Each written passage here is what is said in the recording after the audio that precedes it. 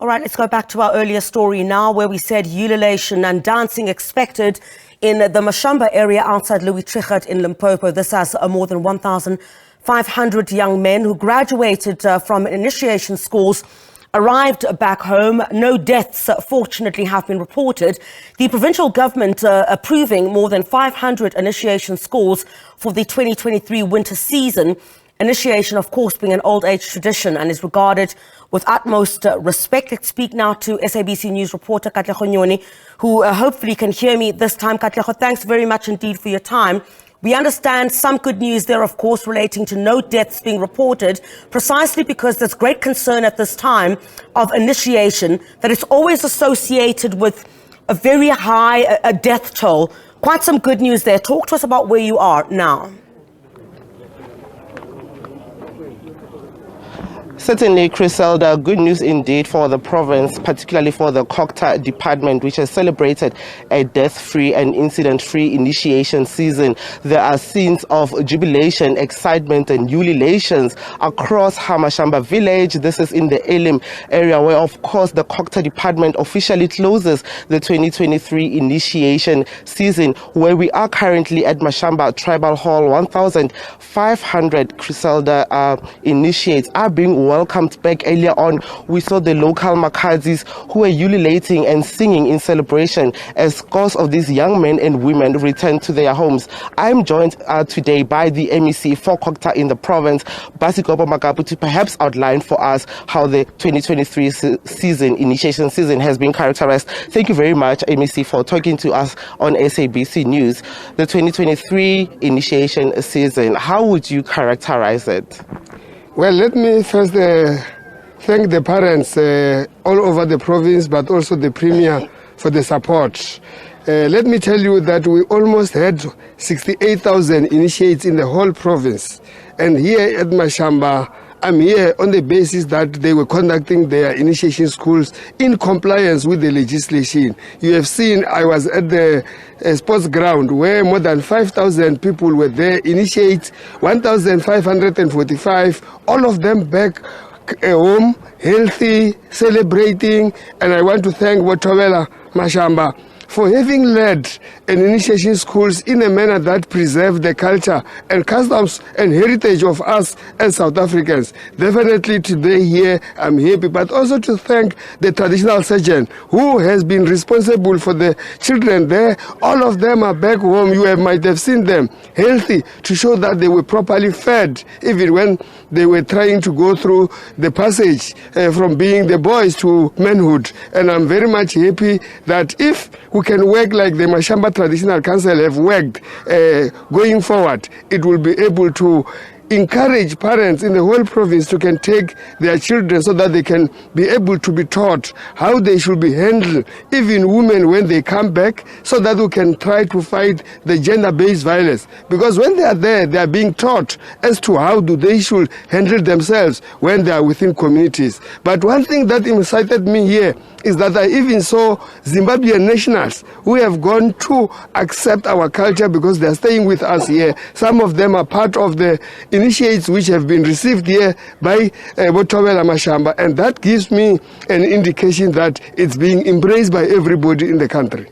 MEC, and we certainly saw it ourselves, the level of pride, in the faces of the parents, upon the return of the initiates. And how about now those that are sort of like tainting the image of this initiation season? We know in the Sekhukhune district, one initiation school that was not approved, you've approved 587, was shut down. What's your message to those that might be, wanting to operate illegally and, of course, tainting this, sacred rite of passage? Let me start by thanking the NPA in the province and the SAPS in the province, because this year we succeeded in closing about 4 initiation schools which were illegal.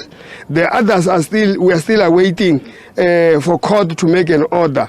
But let me say we must be able to work with traditional leadership to discourage those that want to commercialize our culture by making sure that they want to drive and want to make money out of this. Listen here, Wotowela Mashamba was telling me that they were paying a certain amount of money, but they took care of the children at the mountain.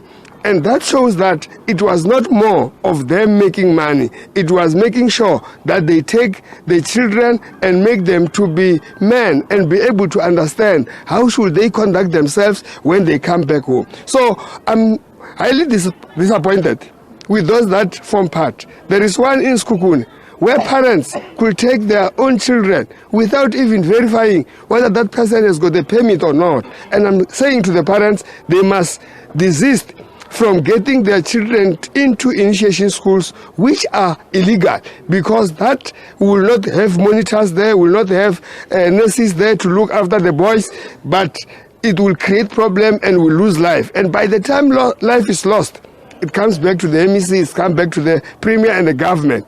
But when they were taking their children, they did not take them to a school that will be able to be responsible ourselves. And MEC, your comment lastly regarding the Commission for the Promotion of Cultural Rights, Religious and Linguistic Commission following those botched circumcisions last year in the Palabora and Zanin area, about 300 or so of those initiates. What's your comment regarding that? And has the Commission made or submitted any recommendations following those botched circumcisions? Well, they requested me to make submission, and I must be honest with you, Kat, that I'm highly disappointed when traditional leaders appoint traditional surgeons who do not have experience, who are chance takers.